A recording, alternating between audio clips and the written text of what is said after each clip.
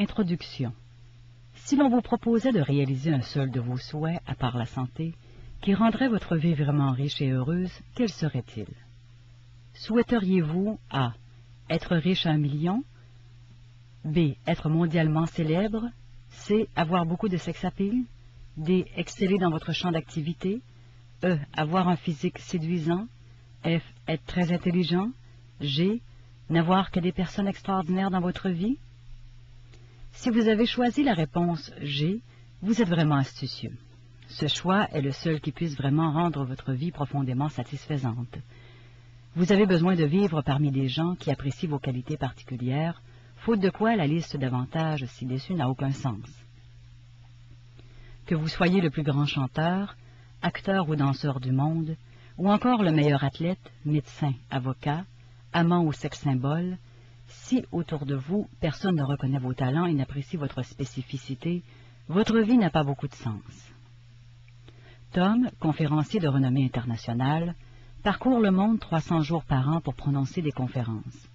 Il y a quelque temps, à la fin d'une allocution, tandis que les 25 000 personnes venues l'écouter lui faisaient une ovation, il a été pris d'une vive émotion. La foule en délire applaudissait à tout rompre. Les spectateurs se précipitaient sur la scène pour lui parler, lui serrer la main, lui dire à quel point ses paroles les avaient touchés. Des hommes riches et puissants, en complet griffé, lui tendaient leurs cartes de visite et l'invitaient à déjeuner. Des femmes superbes l'entouraient, certaines souriaient, d'autres roucoulaient pour le séduire, d'autres encore, les larmes aux yeux, lui disaient à quel point il les avait émus. Tom avait l'impression d'être une vedette rock. Il ressentait une ivresse qu'aucun alcool ni aucune drogue ne pouvait lui procurer. Sa tête et son cœur vibraient si fort qu'il les sentait sur le point d'éclater. Après 1 heure de griserie, il est rentré à son hôtel, seul. Il était tellement excité qu'il a voulu se précipiter sur le téléphone pour partager sa joie avec quelqu'un. Instinctivement, il a décroché le combiné pour se rendre compte qu'il n'avait personne à qui téléphoner. Ses voyages constants avaient brisé son mariage et lui avaient coûté cher sur le plan personnel. Il avait perdu contact avec la plupart de ceux qui avaient été ses proches. Le silence était assourdissant. Même si Tom était apprécié et adulé par des milliers d'individus, il n'avait personne dans sa vie avec qui partager ce moment de joie intense. C'est ce cruel constat qui l'a poussé à réfléchir sur ce qui était important pour lui. Résultat, il a considérablement allégé son calendrier de conférences et il a maintenant dans sa vie de nombreux amis loyaux qu'il chérit et qu'il apprécie. Ceux-ci ont donné un nouveau sens, une nouvelle qualité à sa vie. Non seulement nous avons besoin de personnes qui reconnaissent notre valeur et avec qui nous puissions partager ce que nous ressentons, mais nous avons aussi besoin des autres pour que notre vie soit réussie. Walt Disney était bien conscient de cette vérité. Durant toute sa vie jalonnée de réussite, il n'a jamais oublié ceux qui lui avaient permis de réaliser ses rêves. Tout ce que j'ai accompli, disait-il, je le dois à ceux qui m'ont aidé. Chaque fois que Disney recevait un prix ou un honneur quelconque, il rendait à César ce qui appartenait à César. Vous ne pouvez pas applaudir d'une seule main. De même, vous ne pouvez réussir dans la vie sans le concours d'autres personnes. Vous avez besoin de leur aide. Ne croyez pas ce que bon nombre d'ouvrages de psychologie populaire clament. Vous pouvez le faire tout seul. Vous y arriverez à force d'efforts. Vous pouvez visualiser votre réussite, acquérir de l'assurance, augmenter votre force intérieure en augmentant votre force extérieure. Vous n'arriverez au sommet que si vous croyez en vous-même et que vous ne cédez pas à vos démons. La vérité, c'est que vous ne pouvez pas réussir sans l'aide des autres. Vous n'obtiendrez pas la réussite que vous souhaitez si vous ignorez l'élément le plus indispensable qui soit pour atteindre votre objectif, attirer dans votre vie d'autres personnes qui peuvent vous aider et vous soutenir. Bref, vous n'arriverez à rien sans l'aide de ceux qui peuplent votre vie. Songez au succès que connaissent les alcooliques anonymes et autres programmes en 12 étapes. Les participants s'appuient mutuellement. Chacun est là pour tenir l'autre par la main, pour l'aider à faire ses premiers pas dans la bonne direction et pour l'empêcher de tomber s'il trébuche. Il est là pour fournir à l'autre son soutien moral, pour le faire profiter de son expérience et pour le guider. Bien des gens ont soutenu et guidé certains des personnages les plus célèbres de notre époque. L'animatrice Oprah Winfrey, par exemple. le président Bill Clinton, le magnat des médias Ted Turner, l'acteur Tom Hanks, gagnant d'un Oscar, et l'actrice Sharon Stone. Si brillants et si talentueux qu'ils soient, ils ne seraient pas célèbres aujourd'hui si d'autres personnes ne les avaient pas appuyés suffisamment pour qu'ils aient la chance de réaliser leurs rêves. Bien sûr, ils ont réussi à force de travail et de persévérance, mais ils n'ont pu atteindre les sommets que parce que d'autres personnes les ont gentiment encouragés ou leur ont rendu un petit service juste au bon moment. Si vous examinez de plus près la vie de ces célébrités, vous vous rendrez vite compte que tout le long de leur chemin, des êtres extraordinaires les ont accompagnés, ont cru en elles et les ont soutenues. Il est certes merveilleux d'être riche, intelligent et célèbre, mais si vous n'avez personne qui vous dise un mot gentil ou encourageant, ou personne avec qui partager ce que vous ressentez, tout l'or du monde, toute l'intelligence et toute la gloire ne valent pas grand-chose, voire rien du tout. Qui que vous soyez, vous avez besoin des autres pour que la vie vaille la peine d'être vécue. Pour avoir une vie profondément satisfaisante, vous devez apprendre à y trouver, à y attirer et à y retenir les personnes qui vous procureront du bonheur. Sans elles, la vie n'a pas de sens. Il ne s'agit pas là d'un nouveau concept. Toutes les grandes religions reconnaissent l'importance d'avoir autour de soi des êtres bons et merveilleux. Du Talmud au Coran, du Nouveau Testament au Bhagavad Gita, des doctrines bouddhistes aux enseignements de Lao Tse. Dès le 5e siècle avant Jésus-Christ, le grand philosophe Confucius, qui a influencé la civilisation de toute l'Asie orientale, parlait de l'importance de s'entourer de bonnes personnes et de l'effet positif que cela a sur la vie. Dans ses théories sur l'épanouissement de l'individu, le psychologue Abraham Maslow a parlé des personnes extraordinaires et de leur rôle unique. Dans notre culture, l'importance d'avoir des personnes extraordinaires dans sa vie est reconnue depuis une 60aine d'années, soit depuis la publication par Dale Carnegie en 1936 de son best-seller « Comment se faire des amis et influencer les gens ». Ce classique de la littérature continue de se vendre par millions d'exemplaires dans le monde entier parce qu'il a transformé d'innombrables vies. Même si c'était là une œuvre admirable à l'époque, même si plusieurs des principes énoncés par Carnegie s'appliquent encore, bon nombre d'entre eux sont aujourd'hui sans effet. Par exemple, les concepts comme celui-ci ne sont plus efficaces. Durant la conversation, répétez souvent le nom de votre interlocuteur, car c'est le son le plus doux et le plus important dans toutes les langues. Ne dites jamais à quelqu'un qu'il a tort. Essayez d'obtenir immédiatement le oui, oui de l'autre. Laissez votre interlocuteur assumer la majeure partie de la conversation. Laissez votre interlocuteur croire que l'idée vient de lui. Entamez la conversation par des éloges et des marques d'appréciation. Portez ses erreurs à son attention, le plus indirectement possible. Parlez de vos propres erreurs avant de critiquer les autres. Relevez et faites grand cas de la moindre amélioration perçue chez l'autre. Soyez chaleureux dans votre approbation de l'autre et répandez-vous en éloges sur lui.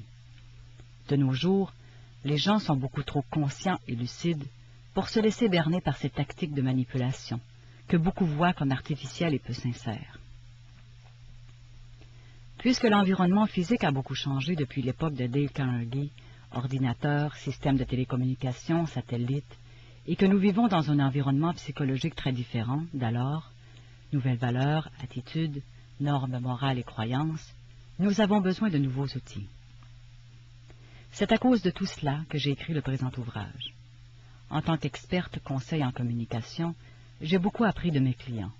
Grandes stars de Hollywood, politiciens, champions sportifs, chanteurs, mannequins, animateurs de causeries télévisées, lecteurs de journaux télévisés, PDG des plus grandes entreprises, auteurs à succès et même leaders étrangers ayant accompli de grandes choses dans leur vie. J'ai appris le secret de la réussite. Le point commun entre tous ces gens, c'est que ces personnes extraordinaires ont su attirer dans leur vie d'autres personnes extraordinaires qui les ont aidés à atteindre le sommet. Une autre inspiration pour écrire cet ouvrage m'est venue durant la tournée de promotion que j'ai faite pour mon dernier livre, Ces gens qui vous empoisonnent l'existence, les éditions de l'Homme 1996. Jour après jour, des gens de l'assistance me posaient les mêmes questions. Où se trouvent donc toutes ces personnes extraordinaires? Comment attirer davantage de personnes extraordinaires dans ma vie? J'ai vite compris que ces questions méritaient bien plus que la brève réponse que je pouvais donner après une conférence. Pour se défendre contre les toxines sécrétées par les personnes toxiques, il faut apprendre à attirer et à retenir dans sa vie des personnes extraordinaires. Les techniques que je vous propose ici se sont révélées efficaces non seulement pour mes clients, mais aussi pour moi. Elles ont transformé ma vie. Une fois guérie, j'ai pu aider les autres à guérir. Comme vous, je me sentais timide, insécure et mal à l'aise dans les situations sociales. Comme vous, j'ai ressenti la cuisante douleur du rejet et la terrible frustration de ne pouvoir passer à autre chose dans la vie, paralysée que j'étais par la peur et par une piètre estime de moi-même. Comme vous, je me sentais seule, vide et angoissée. Tout cela a changé parce que j'ai trouvé et que je continue de trouver des personnes extraordinaires qui sont heureuses de travailler avec moi et non contre moi. J'ai également appris à devenir moi-même une personne extraordinaire et à rendre aux autres ce qu'ils m'ont donné. Résultat, je n'ai jamais été plus heureuse et plus profondément satisfaite de ma vie. En mettant en pratique les techniques que je vous propose dans cet ouvrage, vous apprendrez comment tisser avec les autres des relations plus riches, plus profondes et plus sérieuses. Lorsque j'ai attiré dans ma vie des personnes extraordinaires qui m'ont aidé à réaliser mes rêves, j'ai gagné en assurance. Ma carrière est devenue florissante, ma vie sociale s'est enrichie et j'ai connu la joie que procure la transmission de ce bonheur aux autres. Lorsque vous comprendrez enfin que vous avez besoin de personnes extraordinaires dans votre vie, en vérité, vous aurez atteint la sagesse. C'est là le secret qui peut rehausser votre vie dans toutes ses dimensions, qu'il s'agisse de trouver le bonheur dans l'amour ou de réussir sur le plan professionnel et d'acquérir son indépendance financière. Dans cet ouvrage, je ne vous dirai pas de vous dénicher un vieux protecteur, de devenir gigolo ou aventurière afin de tirer des avantages des autres et de gagner votre vie sans travailler. Non. Je vous aiderai plutôt à trouver la force intérieure et l'énergie de faire ce qu'il faut pour développer vos talents et aptitudes, tout en vous respectant vous-même, en conservant votre intégrité et votre dignité, en respectant les autres et en faisant un petit effort de plus pour eux et pour vous-même. Dans la première partie du livre, vous découvrirez pourquoi vous avez besoin et méritez d'avoir des personnes extraordinaires dans votre vie, comment la présence dans votre vie de personnes extraordinaires peut vous aider à vaincre la dépression, l'ennui et la solitude, comment reconnaître et apprécier les personnes extraordinaires que vous rencontrez et qui peuvent vous aider à réaliser vos rêves, afin que votre vie soit plus riche et plus satisfaisante. Où trouver des personnes extraordinaires? Comment ouvrir votre monde à de nouvelles personnes qui changeront votre vie pour le meilleur? Comment attirer des personnes extraordinaires? Comment trouver de nouvelles formes de communication avec les autres et comment vous présenter sous votre meilleur jour? Comment surmonter les obstacles qui sont la timidité et l'insécurité? La seconde partie du livre vous apprendra à devenir vous-même une personne extraordinaire capable de rendre aux autres ce que vous avez reçu, à accepter le rejet sans vous laisser démoraliser, à atténuer votre stress afin d'améliorer votre apparence et de mieux vous sentir, ce qui attirera vers vous encore plus de personnes extraordinaires, à prendre plus volontiers des risques dans vos relations avec les autres, à acquérir l'assurance et la confiance en soi d'un gagnant de telle sorte que les autres vous trouvent attirant et intéressant. L'information contenue dans le présent ouvrage a aidé des milliers de mes clients à changer leur vie presque du jour au lendemain. Combien d'entre eux ai-je vu entrer dans mon bureau déprimés, tristes, esseulés, insécures et désespérés, parce que leur carrière semblait être un cul-de-sac, parce qu'ils manquaient toujours d'argent, parce qu'ils fréquentaient des gens qu'ils n'aimaient pas vraiment, ou pis encore, parce qu'ils étaient entourés de personnes qui faisaient ressembler leur vie à un véritable enfer. Après avoir appris et appliqué les techniques que je propose ici, ces personnes ont vu leur vie changer du tout au tout. Soudainement, elles ont été moins timorées, plus sûres d'elles. Elles ont découvert qu'elles étaient et ont su qu'elles avaient le droit d'avoir une vie peuplée de personnes extraordinaires. Elles ont commencé à s'habiller, à se tenir debout, à s'asseoir et à parler avec plus d'assurance. Elles se sont mises à dire ce qu'elles pensaient et à penser ce qu'elles disaient. Elles sont devenues plus expansives et plus ouvertes. Elles ont réussi à formuler clairement leurs désirs et leurs besoins. Elles ne tolèrent plus dans leur vie qui ou quoi que ce soit qui ne favorise pas leur développement. En retour, elles sont plus positives, plus généreuses et plus aimantes. Grâce à cette redécouverte de leur moi, elles attirent davantage de personnes extraordinaires dans leur vie. Du fait qu'elles le sont elles-mêmes, elles attirent des personnes extraordinaires, ce qui transforme leur vie. Tous les jours, j'ai vu des miracles se produire dans mon bureau. Des clients timides et inhibés se sont mis à avoir confiance en eux-mêmes et à s'exprimer, comme s'ils pouvaient faire tout ce qu'ils voulaient dans la vie. J'ai vu des gens passer de la pauvreté à la richesse, des misanthropes devenir des plus sociables, des blasés croyant qu'ils ne rencontreraient jamais l'âme sœur trouver l'amour de leur vie. Ce livre est vraiment efficace. Prenez votre temps pour le lire. Relisez-en certains passages au besoin.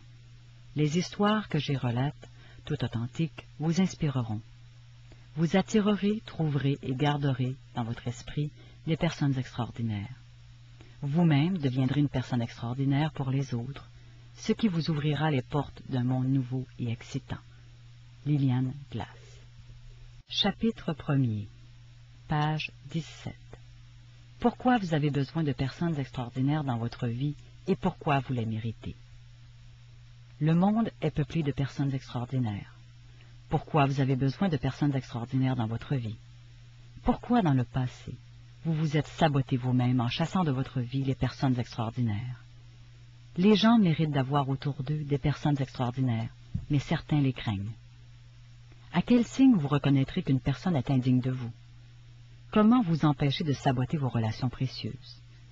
Comment surmonter vos craintes? Vous méritez ce que les gens ont de mieux à vous offrir, ce que les personnes extraordinaires peuvent vous apporter. La question que me posent le plus souvent, non seulement mes clients et les personnes qui assistent à mes séminaires, mais aussi mes amis et collègues, est sans doute celle-ci. Où sont donc toutes les personnes de valeur?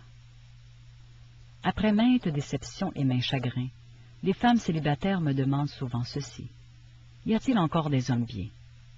De même, des hommes me disent que toutes les femmes de valeur sont déjà prises. J'entends constamment des remarques comme « on ne peut faire confiance à personne »,« tout le monde cherche à profiter des autres » et « nous vivons dans un monde où les loups se mangent entre eux ». Il est facile de comprendre ce qui pousse les gens à faire de tels commentaires. Il suffit de regarder le journal télévisé ou les innombrables causeries télévisées diffusées l'après-midi. Il semble que tout ce que l'on voit ou entend, ce sont des histoires de personnes toxiques, qui se donnent des coups terribles les unes aux autres. Si l'on combine ce que l'on voit ou entend dans les médias à nos propres expériences de déception, de rejet et de douleurs affectives causées par les personnes toxiques qui nous empoisonnent la vie, il n'est pas difficile de comprendre pourquoi beaucoup d'entre nous éprouvons des sentiments négatifs à l'endroit des autres. Pourtant, la réalité est tout autre. Sur le plan statistique, ces mauvaises personnes qui ont commis des crimes et que l'on voit dans les journaux télévisés, et les personnes toxiques qui apparaissent sur le petit écran l'après-midi, ne constituent pas la majorité. On les voit à la télévision parce que certains programmateurs, peu évolués, croient que le bizarre, le haineux et le troublé font monter les cotes d'écoute, donc les revenus de leur chaîne de télévision. Ce qu'ils n'ont pas encore compris, c'est que la plupart des téléspectateurs ne veulent pas regarder ces personnes toxiques à longueur de journée. En fait, de nouvelles recherches indiquent que les gens souhaitent voir des émissions qui les inspirent, qui les élèvent et qui les motivent. Comme je l'ai dit dans mon dernier livre, ces gens qui vous empoisonnent l'existence, il existe des personnes susceptibles d'éroder votre respect de vous-même, de miner la conscience de votre propre valeur, voire de ruiner votre vie. Le fait que vous ayez rencontré et attiré dans votre vie un nombre suffisant de ces personnes toxiques explique pourquoi vous vous sentez peut-être cynique et peu enthousiaste dans vos relations avec les autres. Sachez que vous n'êtes pas seul dans ce cas, que tous nous comptons ou avons compté dans notre entourage des personnes qui nous ont gravement nui. Cependant, les lecteurs qui ont recouru aux techniques que j'ai proposées dans mon dernier livre sont aujourd'hui plus heureux qu'ils l'étaient auparavant. Si je me fie au courrier volumineux que m'envoient chaque jour mes lecteurs, je peux dire que ces techniques ont transformé leur vie. Une enseignante de 49 ans m'a dit qu'elle a pu danser et sourire pour la première fois de sa vie dès qu'elle s'est délestée du poids qui pesait sur ses épaules en chassant de sa vie un père toxique qui essayait de tout régenter. Dans sa lettre, elle ajoute qu'elle a également perdu une dizaine de kilos et qu'elle n'a jamais été si heureuse.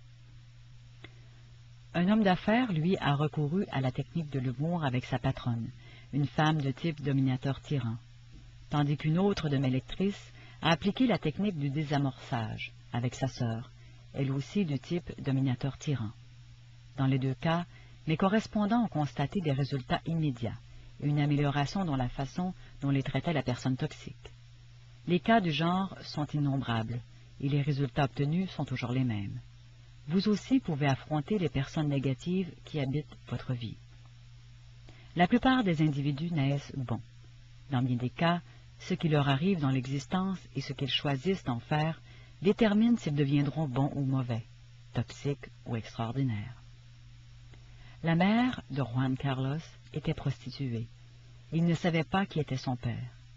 Il a grandi dans la pauvreté et dans des conditions sordides. Enfant, il a été témoin des scènes auxquelles il serait souhaitable que même un adulte n'assiste jamais. Il a vu des hommes se droguer à la cocaïne et perdre le contrôle d'eux-mêmes. Il a vu des immeubles pleins de graffitis qui empestaient l'urine et la vomissure. Il a vu son voisin et meilleur ami, un garçon de 12 ans, se faire tuer par un enfant de 10 ans qui habitait dans sa rue. Il a vu un bébé criblé de balles par des coups de feu tirés d'une voiture en marche. Il a vu l'un des amis de sa mère la rouer de coups. Celle-ci a continué de voir son agresseur malgré les implorations de son fils. Juan Carlos a vu le mal toute sa vie, qu'il a littéralement passé en enfer. Un jour, une bande de garçons lui ont demandé de se joindre à eux pour dévaliser un supermarché. Craignant des représailles de leur part, il leur a dit qu'il avait mal au ventre et qu'il les accompagnerait un autre jour. Ceux-ci ne l'ont pas cru.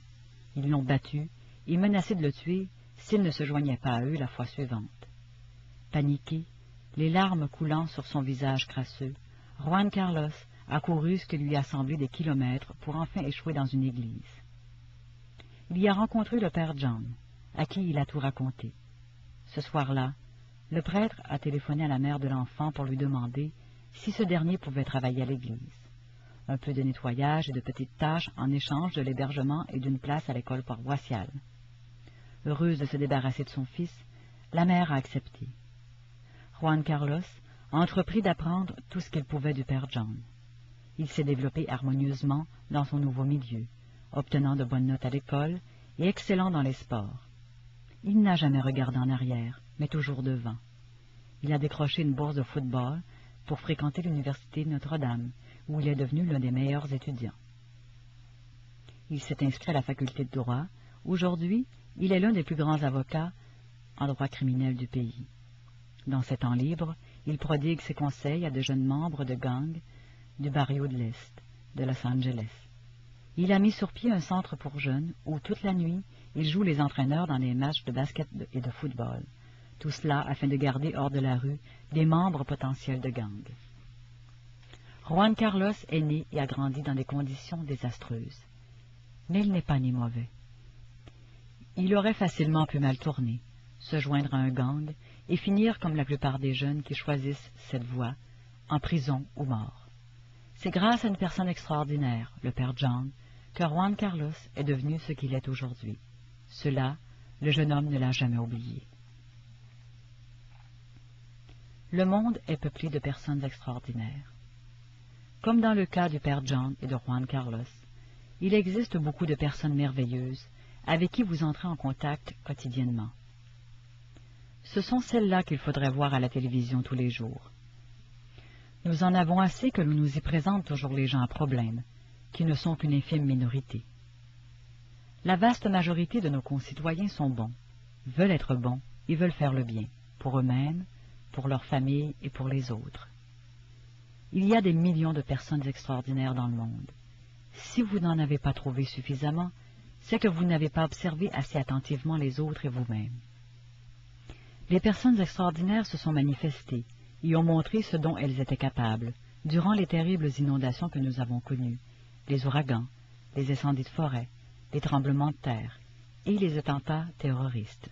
Ce sont ces gens-là qui ont porté secours aux victimes.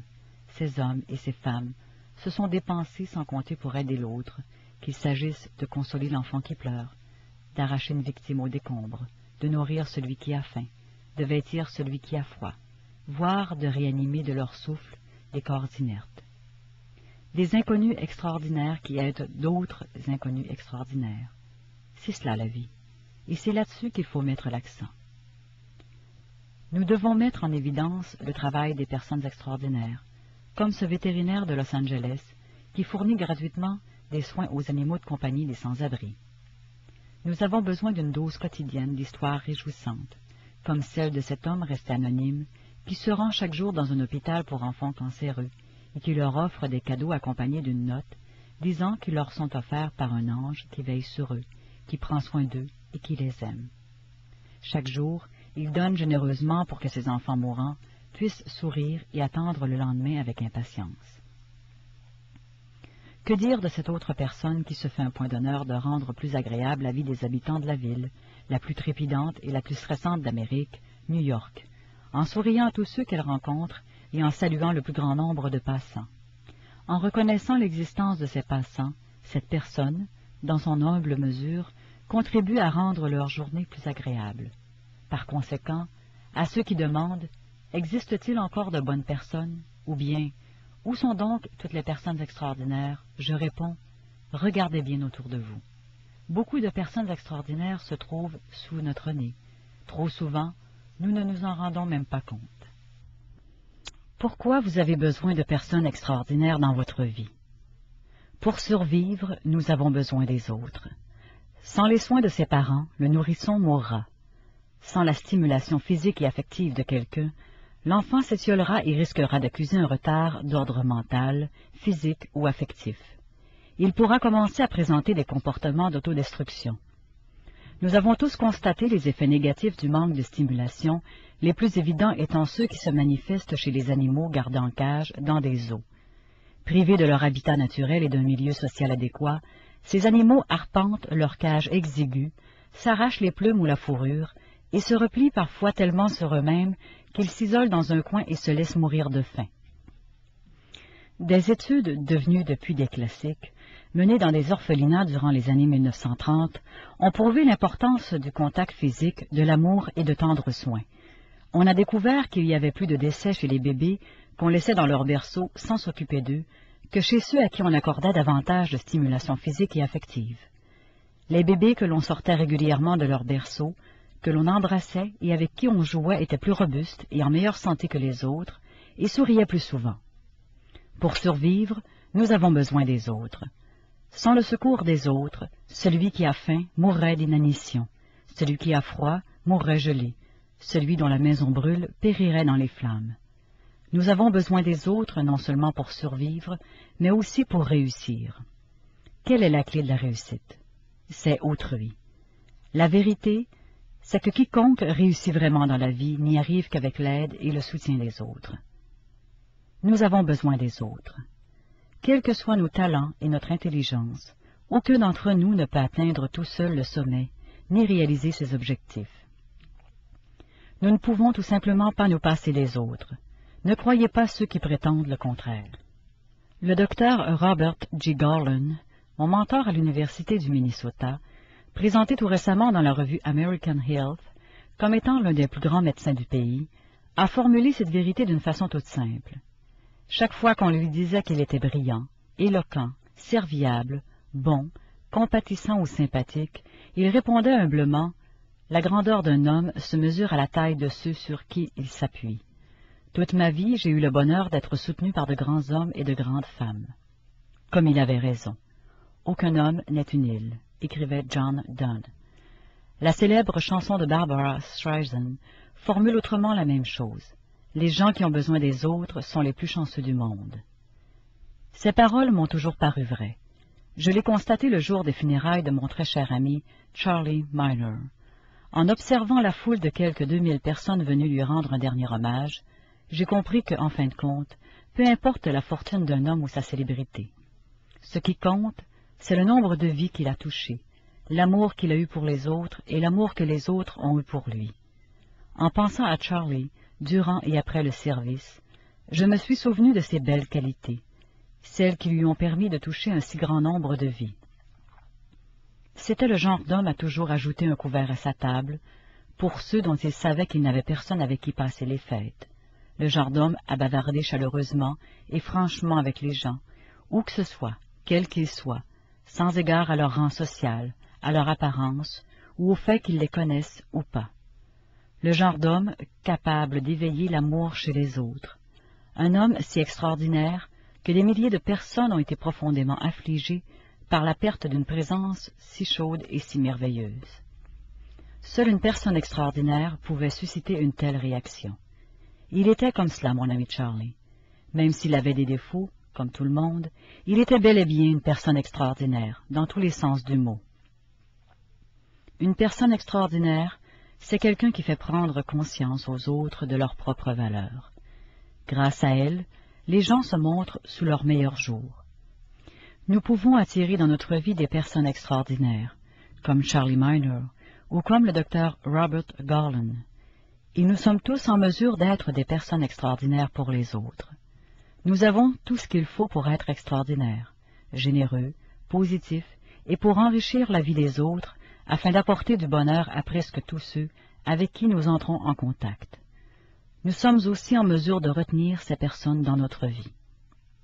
Les gens qui sont conscients d'avoir besoin des autres sont vraiment les plus chanceux du monde, parce qu'ils comprennent qu'ils ont besoin des autres non seulement pour leur survie, mais aussi pour l'amour, l'amitié, l'intimité, la réussite et bien davantage. Pourquoi dans le passé vous vous êtes saboté vous-même en chassant de votre vie les personnes extraordinaires? Si l'opinion que vous vous faites de vous-même est médiocre au point que vous ne croyez pas être une personne extraordinaire, il se pourrait bien que vous chassiez de votre vie les personnes extraordinaires, convaincus que vous ne les méritez pas. Cette situation peut avoir des conséquences négatives durables, comme l'illustre l'exemple suivant. Chéri et Irène étaient des amis depuis fort longtemps. Irène tendait toujours une oreille attentive et généreuse lorsque Chéri lui racontait ses problèmes, surtout les difficultés qu'elle éprouvait dans sa relation avec son amoureux. Irène savait que Chéri vivait une relation toxique, mais elle la soutenait tout de même. Un jour, tard dans la soirée, Chéri, en sanglots, a téléphoné à Irène. Cette dernière, malgré l'importante réunion à laquelle elle devait assister le lendemain matin de bonne heure, a réconforté Chéri et essayé de la conseiller. Cependant, lorsqu'Irène a dit à son amie qu'elle devait rompre avec l'homme qui la trompait, celle-ci s'est fâchée, l'a invectivée, puis lui a raccroché au nez. Irène a alors compris que Chéri est incapable d'entendre la vérité. Elle était également abasourdie par le rude traitement que celle-ci lui avait fait subir. Après avoir réfléchi à la situation, Irène a conclu que, pour sauvegarder sa propre santé mentale, elle devait chasser Chéri de sa vie. 2 ans plus tard, Chéri a finalement rompu avec son amoureux infidèle. Elle a repensé à Irène, au fait qu'elle avait chassé de sa vie cette personne extraordinaire. Elle s'est enfin décidée à lui téléphoner. « Je sais que j'ai été pour toi une amie lamentable, Irène. J'avais bu le soir de notre dernière conversation. J'étais désespérée. C'est pourquoi je t'ai parlé comme je l'ai fait. » Chéri espérait se réconcilier avec Irène, mais cette dernière lui a répondu, gentiment mais fermement, qu'elle était passée à autre chose dans sa vie et qu'elle ne voulait plus rien savoir de Chéri. Même si elle a trouvé ce rejet douloureux, Chéri a compris qu'elle devait assumer les conséquences de l'inacceptable façon dont elle avait traité son ancienne amie. Comme Chéri, si vous ne vous tenez pas vous-même en haute estime ou si vous avez l'impression de manquer de mérite, vous pourriez en venir à saboter vos relations avec les personnes extraordinaires de votre vie. Se sentir inférieur à la personne extraordinaire. En faisant la queue à la banque, Cathy a rencontré Darla, une ancienne connaissance à qui elle a parlé de son prochain mariage et de la promotion qu'elle était sur le point de recevoir au bureau. Lorsque son tour de passer au guichet est arrivé, juste avant de quitter la file, Cathy a dit à Darla, « Prie pour moi afin que j'obtienne cette promotion. » À son grand étonnement, Darla lui a répondu, en ricanant comme s'il s'agissait d'une plaisanterie, « Non, alors tu aurais tout, un beau poste, un mari sensationnel, et je serais jalouse de toi. » Ce n'était pas une plaisanterie. Darla était clairement jalouse de Cathy, et elle lui avait dit la vérité. Au lieu de trouver une motivation dans la pensée que ce qui arrivait à Cathy pouvait lui arriver à elle aussi, Darla se sentait rabaissée et menacée par la bonne fortune de l'autre. Ce faisant, elle a saboté une relation potentielle d'amitié qui aurait pu être enrichissante pour les 2 femmes. Malheureusement, Trop de gens nourrissent en eux un esprit de compétition exacerbé qui les mène à jalouser les autres. Ce sentiment se manifeste souvent par le sarcasme et les commentaires insidieux. Éloignez-vous de ces gens. Le syndrome de Groucho-Marx. Ted a récemment rencontré Lila au cours d'un souper. Il s'est senti attiré physiquement et intellectuellement par elle, tout autant qu'elle par lui. Plus tard, ils sont sortis ensemble et ont passé une soirée merveilleuse, riant beaucoup et se parlant de leurs intérêts respectifs. Ils ont marché main dans la main et se sont même embrassés sur la plage. Au cours de fréquentes conversations téléphoniques, ils se sont dit franchement ce qu'ils trouvaient important dans la vie. Ted a compris qu'une relation amicale entre eux, a fortiori une relation amoureuse, ne devait pas être prise à la légère. Lila était une femme d'une grande force et d'une grande richesse intérieure, ainsi que d'une solide moralité.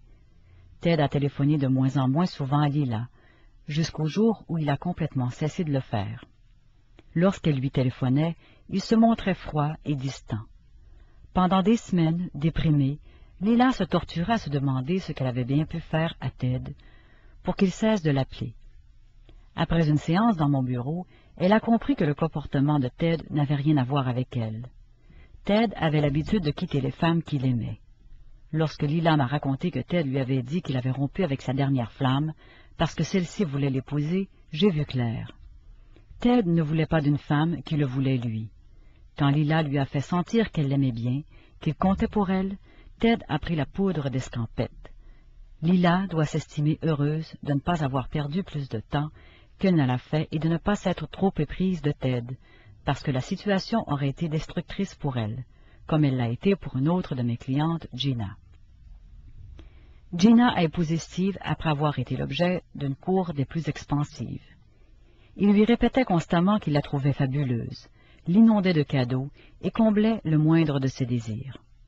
Une fois qu'il a fini par accepter sa proposition et qu'elle l'a épousé, un Steve tout autre est apparu. Soudainement, Gina ne faisait plus rien de bien. Steve était méchant avec elle, pointilleux et soupolait. Après 2 semaines de ce comportement toxique, le mariage a été annulé.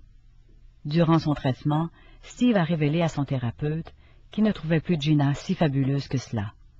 Avant leur mariage, il avait constaté qu'elle était plutôt froide et distante. Mais après l'avoir demandée en mariage, il la trouvait plus attentive à lui. Elle lui offrait des cadeaux et lui préparait ses plats préférés. Il se disait que si Gina l'aimait à ce point, c'était que quelque chose clochait chez elle. Malheureusement, comme Steve, Ted et Darla, il existe beaucoup d'individus qui ne s'aiment pas eux-mêmes et qui ne se sentent pas dignes d'avoir une personne extraordinaire dans leur vie. Ted, Steve et Darla souffrent de ce que l'on appelle le syndrome de Groucho-Marx.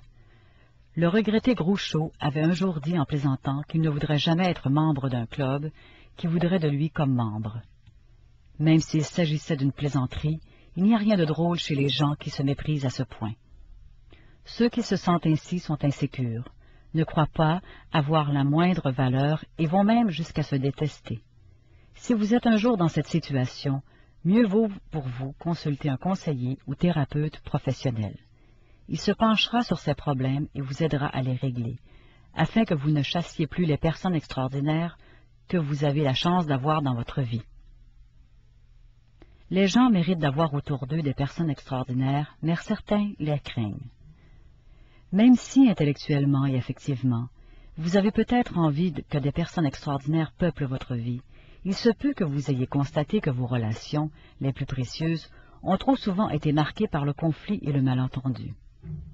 Comment se fait-il que bien des gens, après avoir rencontré une personne extraordinaire, font tout ce qu'ils peuvent pour saboter la relation d'amitié potentielle ou réelle?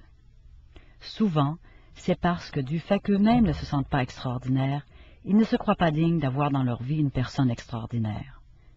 Des complexes cachés peuvent pousser un individu à saboter des relations potentiellement extraordinaires, au moyen de comportements nocifs, comme la fuite, les paroles blessantes et autres attitudes négatives. Un certain nombre de raisons expliquent ces comportements négatifs. Par exemple, certains se sentent diminués lorsqu'ils sont en présence de personnes extraordinaires. D'autres se méprisent tellement qu'ils ne comprennent pas pourquoi une personne extraordinaire rechercherait leur compagnie, encore moins les aimerait. D'autres encore pensent qu'ils ne sont pas à la hauteur de la personne extraordinaire, que celle-ci se moquera d'eux ou les dénigrera dans leur dos, qu'elle essaiera de les contrôler ou qu'elle finira par les rejeter. Je ne suis pas à sa hauteur. Neil, peintre en bâtiment, vivotait. De nombreuses journées de pluie l'ayant empêché de travailler, il s'est montré extrêmement diligent lorsqu'il a obtenu le contrat pour repeindre la maison de Laurie. Il a trimé dur, accordant beaucoup d'attention aux détails. Le soir, lorsque Laurie rentrait après une journée épuisante, il lui demandait s'il pouvait lui être utile dans la maison ou faire des courses pour elle. Neil se montrait si attentif et serviable avec Laurie, qui rencontrait à la longueur de journée toutes sortes de personnes toxiques en raison de son métier d'avocate, qu'elle appréciait Neil et se réjouissait de sa présence dans sa vie. Une fois le travail de peinture terminé, Laurie, qui souhaitait que Neil reste dans le paysage, a créé d'autres tâches pour lui. Leur attirance mutuelle a fini par faire surface. Neil a aménagé chez Laurie, tout en se disant qu'il n'était pas à la hauteur de la jeune femme. Après tout, pensait-il, c'était une femme instruite, une avocate qui avait beaucoup d'influence et dont la carrière était brillante. Qu'aurait-elle fait d'un décrocheur qui n'avait même pas terminé ses études secondaires, qui avait de la difficulté à lire, qui ne savait pas parler correctement et qui ignorait les bonnes manières à table? Même si Laurie ne semblait pas penser qu'ils étaient mal assortis, Neil s'en faisait beaucoup à ce sujet. Il le lui rappelait constamment. Au début, il lui a fait des commentaires subtilement négatifs. Puis, il s'est montré franchement hostile. Du fait que Neil ne se sentait pas à sa place auprès d'elle, Laurie a fait ce qu'elle devait faire. Elle l'a mis à la porte de chez elle et l'a chassé de sa vie à tout jamais. Elle cherchera peut-être à me dénigrer ou à me contrôler. Trop souvent, lorsque les gens ont le sentiment de ne pas mériter d'avoir dans leur vie une personne extraordinaire, ils projettent leur propre paranoïa et leur propre insécurité sur cette dernière. Ils se méprennent sur la force intérieure et l'amour-propre de cette personne, qu'ils interprètent comme une tentative de les contrôler. Souvent, les personnes qui pensent ainsi ont exercé si peu de contrôle sur leur propre vie, que devant une personne qui s'affirme et qui prend la situation en main, elles ont immédiatement l'impression qu'elle veut les dominer. Linda, couturière, était nouvellement arrivée dans la ville. Gloria, une femme riche et très mondaine, qui lui avait confié quelques travaux de couture, a remarqué que cette dernière, en plus de faire de beau travail, était une femme charmante, douce et serviable. Par conséquent, Gloria dirigeait chez Linda toutes ses amies qui avaient des travaux de couture à faire. Le commerce de Linda est vite devenu florissant. Un jour, Gloria a téléphoné à Linda. Elle avait une réparation urgente à lui faire faire. Invitée à assister à une grande soirée, elle avait besoin de la robe 2 jours plus tard. Linda lui a répondu sèchement. « Cessez d'essayer de régenter ma vie. Vous ne pouvez pas me faire marcher à la baguette. Je ne suis pas un phoque qui saute à travers le cerceau chaque fois que vous le lui ordonnez. » Gloria était interloquée. Elle avait toujours parlé à Linda avec gentillesse, s'était efforcée de lui envoyer le plus de clientes possible, et lui avait même apporté régulièrement des fleurs de son jardin. Gloria ne comprenait pas ce qui se passait. Le venin que Linda crachait à sa sortie, tout à fait irrationnel, était dû au fait qu'elle avait perdu le contrôle de sa vie, qu'il s'agisse de ses finances, de sa boulimie ou de son éternel manque de temps. Linda projetait sur Gloria son insécurité et la paranoïa qui découlait de ce manque de contrôle. Lorsqu'elle a dit à Gloria qu'elle ne voulait pas qu'elle la régente, elle était en réalité jalouse de celle qui était si sûre d'elle, qui s'affirmait si naturellement et qui exerçait tant d'influence. L'influence même qui avait rendu le commerce de Linda florissant. Linda croyait, de manière tout à fait irrationnelle, que si Gloria exerçait une telle influence, elle tenterait peut-être de contrôler sa vie aussi. Elle me rejettera peut-être. Malheureusement, les gens qui manquent d'amour-propre et qui ne se sentent pas dignes d'avoir dans leur vie des personnes extraordinaires rejetteront la personne même dont ils souhaitent le plus la compagnie, de crainte que celle-ci n'ouvre les yeux et ne les rejette la première. Afin d'éviter un cuisant rejet, ils sabotent leur relation en trouvant un défaut à l'autre. Margot a été victime d'un terrible accident de voiture dans lequel elle a eu les 2 jambes cassées. Son amie extraordinaire, Lisa, la veillait presque 24 heures sur 24. Même si Margot voyait que Lisa était pour elle une amie dévouée, qui sacrifiait temporairement sa vie pour l'aider, Margot demeurait une patiente insupportable. Elle refusait d'obéir aux consignes des médecins, s'apitoyait sur son sort et menaçait même de se suicider. Se sentant impuissante, Lisa a fermement averti Margot qu'elle ne voulait plus entendre parler de suicide et que si celle-ci y songeait sérieusement, elle la ferait interner à l'hôpital. Gênée de son propre comportement et craignant que Lisa n'en ait assez d'elle et ne la laisse tomber, ce qui la placerait dans une position d'impuissance, Gloria a voulu prendre Lisa de vitesse et la rejeter la première, en trouvant sans cesse à redire sur tout ce que celle-ci faisait pour l'aider. Comme Margot est obsédée par le fait que son ancien amoureux, Craig, ne lui avait pas téléphoné, Lisa, pleine de bonnes intentions, a décidé d'appeler Craig elle-même pour lui raconter ce qui est arrivé à son ami. Lorsque Margot a appris cela, elle a trouvé le prétexte parfait pour chasser Lisa de sa vie avant que Lisa ne la rejette. Margot était ravie de pouvoir mettre Lisa à la porte en lui disant qu'elle ne lui adresserait plus la parole. Après plusieurs tentatives de la part de Lisa pour redresser la situation et renouer avec Margot, cette dernière est restée sur ses positions. Elle a obtenu un numéro de téléphone confidentiel et a refusé tout contact avec Lisa. Malheureusement, ce genre de situation est trop courant chez les personnes qui se fréquentent. Souvent, si l'un des partenaires ne se sent pas digne de l'autre, il rejettera cet autre le premier, en pensant qu'ici, il souffrira moins que lorsque l'autre, inévitablement, le rejettera. À quel signe vous reconnaîtrez qu'une personne est indigne de vous? Si vous éprouvez les sentiments ou présentez les comportements mentionnés ci-dessous, il faut que vous y fassiez attention. Ils en disent long sur ce que vous pensez vraiment de vous-même. 1. Jalouser la personne extraordinaire. 2. Ne pas écouter ce que la personne extraordinaire vous dit et ignorer ses conseils. 3. Oublier de renvoyer les appels de la personne extraordinaire ou arriver en retard au rendez-vous avec elle. 4. Se sentir irrité ou ennuyé par les petits défauts de la personne extraordinaire. 5. Sentir l'envie d'agresser verbalement la personne extraordinaire. Vous vous demandez peut-être pourquoi nous traitons si mal les gens qui veulent le plus notre bien? La réponse est simple.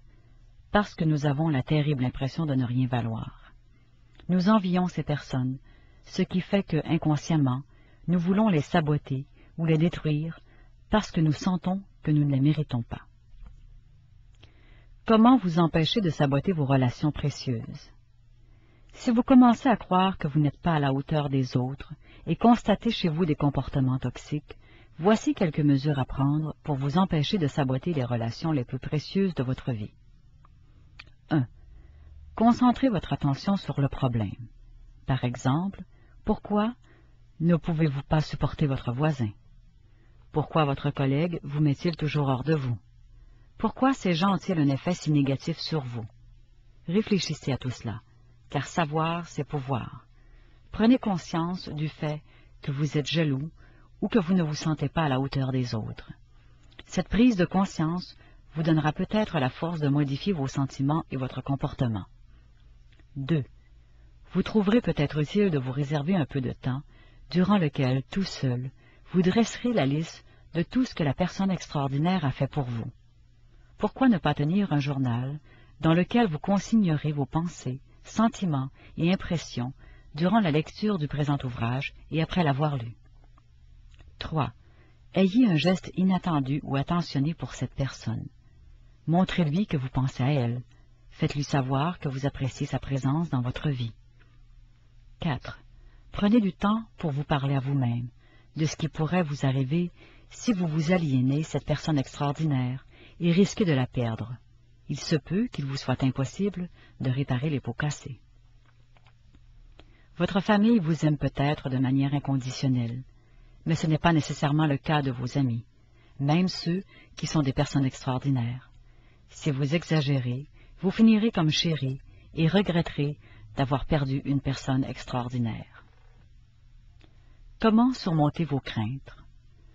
La peur est l'ennemi mortel qui empêche les gens d'avoir des relations extraordinaires avec des personnes extraordinaires.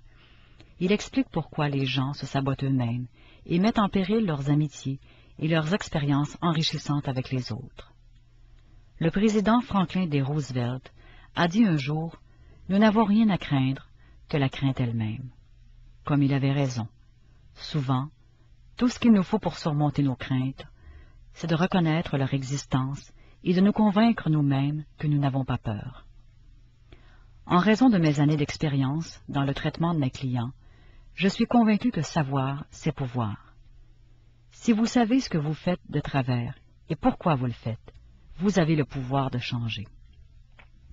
Par exemple, si vous savez que peu de personnes extraordinaires ont habité votre vie, parce que vous manquez d'assurance en leur présence, que vous avez l'impression de ne pas être à leur hauteur, et qu'en leur présence, vous vous conduisez d'une manière susceptible de nuire à votre relation avec elles, vous voudrez savoir pourquoi ces personnes et ces situations provoquent en vous de tels sentiments. Arrêtez-vous, quittez la pièce s'il le faut, et servez-vous un petit laïus d'encouragement. Dites-vous que vous valez la peine que ces gens s'intéressent à vous, que vous les méritez, que vous êtes une meilleure personne du simple fait que vous les connaissez, tout comme ils sont meilleurs du simple fait qu'ils vous connaissent. Si vous ne croyez pas à vos paroles, répétez-les plusieurs fois. Prononcez-les à voix haute. Regardez-vous dans la glace en même temps. Dites-les comme si vous y croyiez, et vous finirez par y croire. Une fois pour toutes, interdisez-vous de sentir que vous n'êtes pas à la hauteur en présence de cette personne ou dans telle ou telle situation. Rappelez-vous les choses que vous avez faites pour cette personne et qui ont enrichi sa vie. Si vous ne pouvez rien trouver, pensez à ce que vous pourriez faire et faites-le. Encore une fois, dites-le à voix haute. Répétez-vous chaque fois que vous avez de la valeur et que vous méritez d'avoir cette personne dans votre vie. Puis, allez retrouver cette personne. Dites-lui quelque chose de gentil de votre voix la plus positive possible. Et n'oubliez pas de lui dire à quel point vous appréciez sa présence dans votre vie. Vous méritez ce que les gens ont de mieux à vous offrir. Ce n'est qu'après avoir reconnu vos craintes, après avoir affronté les démons qui vous font croire que vous n'êtes pas à la hauteur, et après avoir exorcisé toute l'information erronée programmée en vous par les personnes toxiques qui ont naguère ou jadis infecté votre vie, que vous pourrez sentir que vous méritez ce que les gens ont de mieux à vous offrir. Tout être humain a le droit d'être traité avec respect et dignité, de se faire parler doucement et gentiment, d'être encouragé et soutenu, d'avoir l'occasion d'être la meilleure personne possible. Lorsque nous nous traitons les uns les autres avec amour, respect et bonté, nous grandissons, nous nous élevons, nous nous épanouissons, nous atteignons des sommets et nous excellons. Lorsque nous manquons d'amour ou de soutien, c'est le contraire qui se produit. Nous rapetissons, nous nous fanons, nous mourrons. Les êtres humains sont fragiles, sensibles et délicats. Si on ne les traite pas avec amour et bonté, ils ne peuvent donner le meilleur d'eux-mêmes. Songez à ce qui arrive aux gens qui n'ont pas reçu d'amour lorsqu'ils étaient enfants. Les conséquences de cette carence sont telles que bon nombre d'adultes d'âge moyen continuent de recourir aux services de thérapeutes et de conseillers spécialisés qui les aident à se débarrasser du sentiment de vide qu'ils ont acquis et de la douleur insupportable de ne pas avoir eu assez de personnes extraordinaires dans leur entourage durant leurs années de développement pour nourrir leur affectivité. Même si vous avez été un enfant ou un adolescent maltraité, vous pouvez briser ce cycle infernal. Vous pouvez vous guérir vous-même, guérir les blessures du passé, en vous entourant des personnes qui vous disent que vous êtes extraordinaire et qui vous le font sentir par leurs actes. Lorsque l'on rencontre Glenda, on ne se douterait jamais qu'elle a été victime de mauvais traitements durant son enfance. Entre 20 et 30 ans, elle a été attirée par des gens qui la maltraitaient sur les plans physiques, intellectuels et affectifs. J'ai traité Glenda, ma cliente, avec le même amour, la même gentillesse et le même respect que mes autres clients. Je l'ai soutenue, je l'ai encouragée à mieux communiquer avec les autres, en verbalisant ses besoins et désirs, au lieu d'attendre des autres qui lisent dans ses pensées et qu'elle soit déçue lorsqu'ils ne faisaient pas ce qu'elle attendait d'eux. Un jour, qu'elle est arrivée dans mon bureau en sanglotant, elle m'a tendu le billet suivant, qu'elle voulait que je lise en sa présence. Vous savez, Dr. Glass, chaque fois que je suis venu dans votre bureau, vous m'avez accueilli avec un sourire. Chaque fois que vous me parlez, il y a une étincelle dans votre regard et du dynamisme dans votre voix. Vous écoutez tout ce que je vous dis, vous entendez tous mes problèmes. Vous me donnez de bons conseils, et vous m'avez prouvé 1000 fois que vous vous souciez de mon bien-être. Vous m'avez dirigé vers certains médecins, vers le comptable qui convenait le mieux à mes besoins. Vous m'avez même présenté à quelqu'un qui m'a donné le poste dont j'avais toujours rêvé. Vous continuez de me donner confiance en moi-même, en me répétant que je présente bien. Vous êtes sincèrement heureuse pour moi, quand des choses positives m'arrivent dans ma carrière ou dans ma vie personnelle. Chaque fois que je quitte votre bureau, vous vous levez et vous me serrez dans vos bras. Dr. Glass, c'est la première fois de ma vie que quelqu'un me donne le sentiment que je suis quelqu'un de bien. Vous m'avez montré comme je dois être traité le reste de ma vie et comment je dois traiter les autres. Je n'accepterai rien de qui que ce soit.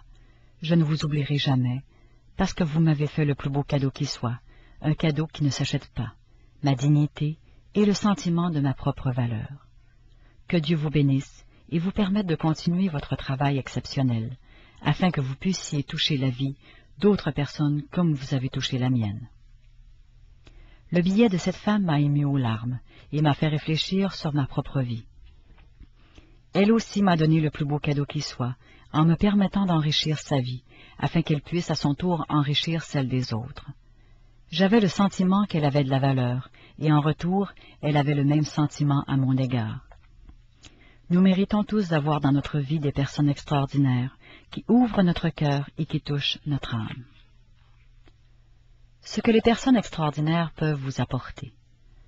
Le thème principal du présent ouvrage, c'est découvrir le bonheur en aidant les autres. Trouver des personnes extraordinaires pour enrichir votre vie vous aidera à chasser la solitude, à atténuer, voire à éliminer certaines formes de dépression, à enrichir votre vie dans la société, à trouver un meilleur emploi, à gravir plus rapidement les échelons de la réussite et à mener une vie plus joyeuse et plus excitante. Fini la solitude. Combien de fois, assis seul chez vous, débordant d'énergie, prêt à aller quelque part ou à faire quelque chose, n'avez-vous pas constaté que vous n'aviez personne avec qui le faire? Vous avez peut-être été jusqu'à décrocher le combiné, pour ensuite vous rendre compte que vous n'aviez personne à qui téléphoner.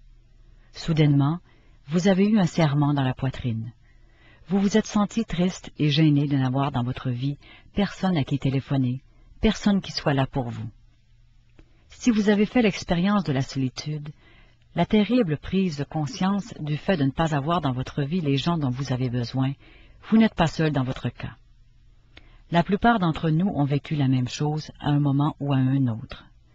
Les célibataires et les adolescents sont les personnes les plus exposées à la solitude. Des études révèlent qu'au moins 50% des célibataires trouvent que la solitude est le pire inconvénient du célibat.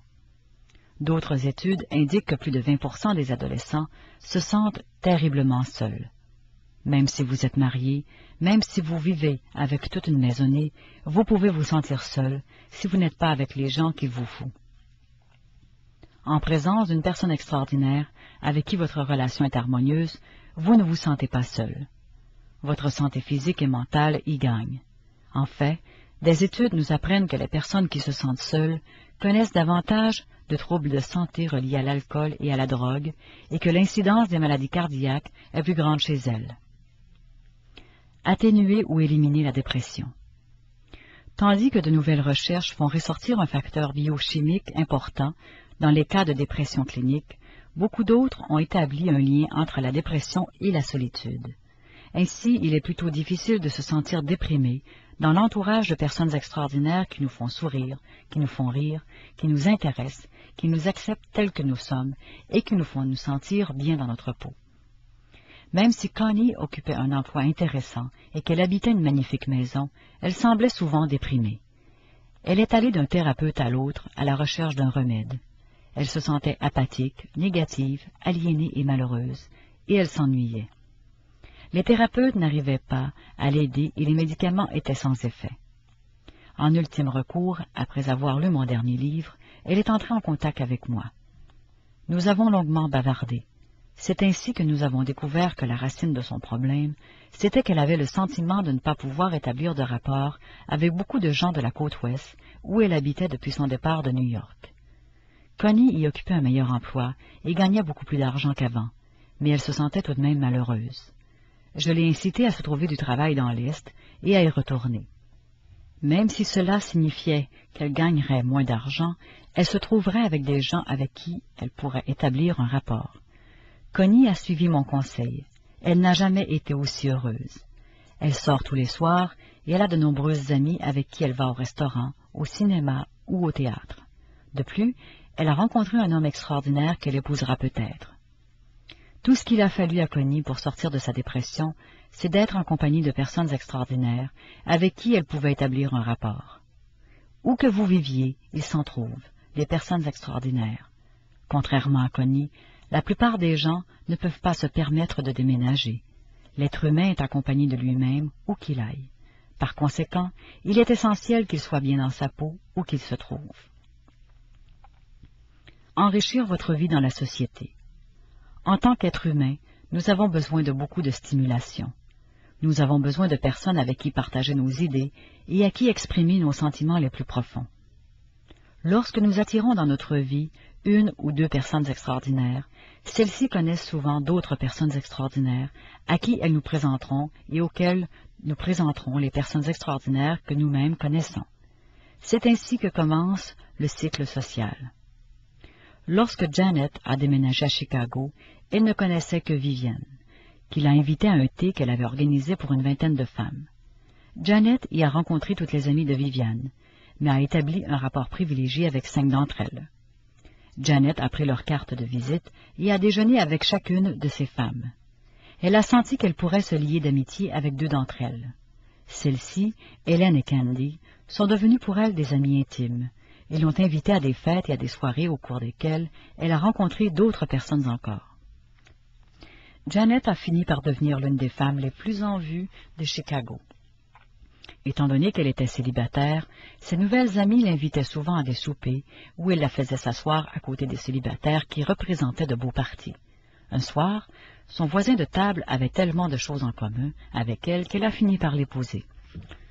Au fond, Janet a pu rencontrer celui qui allait devenir son mari parce que sa vie mondaine s'était intensifiée. Elle a commencé par rencontrer une femme extraordinaire, Vivienne, puis a pris le thé avec d'autres femmes extraordinaires, qui connaissaient d'autres personnes extraordinaires, qui à leur tour en connaissaient d'autres, et ainsi de suite. Comme nous l'avons vu dans le cas de Janet, une seule rencontre peut faire de vous l'une des personnes les plus populaires et les plus recherchées de votre ville. Décrocher un meilleur emploi. La plupart des emplois les plus intéressants ne sont jamais annoncés dans les journaux. C'est plutôt dans l'esprit et dans la bouche d'autres personnes qu'il faut les chercher. Souvent, quelqu'un travaille dans une entreprise ou a un ami qui travaille dans une autre entreprise qui entend parler d'un poste qui vous conviendrait parfaitement. Si vous établissez une relation avec des personnes extraordinaires qui ont tendance à penser aux autres, elles vous feront connaître ces débouchés. C'est cela le réseau. Après avoir été mise à pied à la suite d'une compression du personnel, Cindy est restée en chômage pendant 6 mois. Jennifer a essayé de la soutenir durant cette période en lui étant particulièrement attentive, mais elle ne pouvait pas lui offrir de tuyaux susceptibles de lui faire décrocher un poste dans son domaine d'activité. Elle ne pouvait être pour son amie qu'une oreille bienveillante. Un jour, Jennifer déjeunait avec une autre amie qui était accompagnée de sa sœur Kim, qui a raconté à Jennifer que son entreprise de traiteur était florissante et se développait de façon exponentielle. Elle a ajouté qu'elle avait besoin d'aide. Depuis la démission de son adjointe, chargée des réservations et de la direction du personnel, Kim était débordée. Elle recherchait une personne stable, patiente, ayant le sens de l'organisation, qui saurait traiter avec les clients et régler les crises, et qui serait même disposée à faire le service aux besoins. Pendant que Kim décrivait l'adjointe idéale, Jennifer a pensé à Cindy. Même si Cindy ne connaissait rien au service du traiteur, Jennifer savait qu'elle possédait tous les atouts que cherchait Kim. Aujourd'hui, Cindy a un emploi parce que son amie extraordinaire, Jennifer, lui a fait rencontrer Kim. Sans Jennifer, Cindy serait peut-être encore au chômage. Gravir les échelons de la réussite. Même si nous aimons croire que le labeur, la diligence et la patience nous permettront d'atteindre le sommet dans notre champ d'activité, la vérité est tout autre. Il se peut qu'il nous faille lutter et attendre jusqu'au jour de notre retraite. Pour gravir plus rapidement les échelons de la réussite, vous avez besoin de personnes extraordinaires qui vous aideront. Cela peut vous sembler injuste et peu démocratique, mais c'est la réalité. Carla a travaillé pendant 13 ans chez un grand fabricant de produits de beauté dans un poste de cadre intermédiaire. Elle avait beau exceller dans son travail, elle n'arrivait jamais à gravir un échelon dans l'organigramme de son entreprise, jusqu'au jour où elle a rencontré Ken, PDG d'une grande entreprise et le meilleur ami de Marvin, PDG de la société employant Carla. Après une seule rencontre avec Marvin, qui a été impressionné par son expérience, ses compétences, ses connaissances et son don pour les affaires, Carla a été promue à un poste de cadre supérieur. De même, l'un de mes clients, un acteur bien connu aujourd'hui, n'arrivait pas à décrocher un rôle. Il suivait tous les cours d'art dramatique, participait à tous les ateliers, se présentait à toutes les auditions ouvertes, faisait de la gymnastique tous les jours. De plus, il avait un physique avantageux et l'air d'un acteur de Hollywood. Eh bien, malgré tout, il n'obtenait pas un seul rôle et ne pouvait se trouver un agent. Après avoir frappé à des centaines de portes et avoir laissé son CV et ses photos sur les bureaux de nombreux agents, sans obtenir de réponse, il était complètement désemparé. Que devait-il faire pour réussir à Hollywood? Ce qu'il lui a fallu, ce sont d'autres personnes qui croient en lui, autant qu'il croyait en lui-même. Un soir, durant un cours d'art dramatique, Julie, une camarade, l'a félicité pour un monologue émouvant, en lui disant à quel point elle le trouvait bon acteur. Il a ricané en disant « J'aimerais bien qu'un agent ait le même sentiment que toi à mon égard. » Julie, actrice qui, elle, travaillait, a accepté de présenter le jeune homme à son agent. Les deux hommes se sont plu. Le reste fait partie de l'histoire. Aujourd'hui, vous voyez ce jeune homme jouer dans de nombreux films de premier plan. Davantage de joie et de passion dans votre vie. Je ne sais pas pourquoi, mais la vie semble plus joyeuse lorsqu'on la vit en compagnie d'une personne extraordinaire. Les nouvelles aventures et expériences transforment l'existence. Dans une salle d'exercice, après avoir remarqué une femme qui s'évertuait à régler les commandes de son tapis roulant sans y parvenir, Denise s'est approchée d'elle pour lui en expliquer le fonctionnement. Les deux femmes ont appris à se connaître et ont par la suite eu de nombreuses conversations intéressantes, tout en faisant leurs exercices. Ruth a trouvé que Denise était une personne extraordinaire, contrairement à beaucoup des femmes qu'elle connaissait. Denise, elle, aimait bavarder avec Ruth, parce qu'elle la trouvait raffinée et cultivée. Un jour, Ruth a invité Denise au cocktail qu'elle donnait chez elle, dans sa somptueuse résidence de Beverly Hills, où travaillaient des domestiques et des majordomes en livrée. Certaines des personnalités les plus connues du monde assistaient au cocktail, vedettes de cinéma, grandes mondaines, animateurs de télévision, magnats des affaires, producteurs de films et sénateurs. Denise était ébahie de constater que Ruth connaissait et recevait chez elle les personnes qu'elle idolâtrait et rêvait de fréquenter. Son amitié avec Ruth a ouvert pour Denise un nouveau monde de divertissement et de joie. Voyage au Festival de Cannes et au Maroc, shopping en Italie, gala à Washington, visite à la Maison-Blanche, première loge au match des Lakers, au Derby du Kentucky, au Grand Prix de Monaco et à Ascot, réception auquel assistaient des membres de la famille royale britannique. Soirée de rire et de flirt avec certains des hommes les plus séduisants et les plus influents de la planète.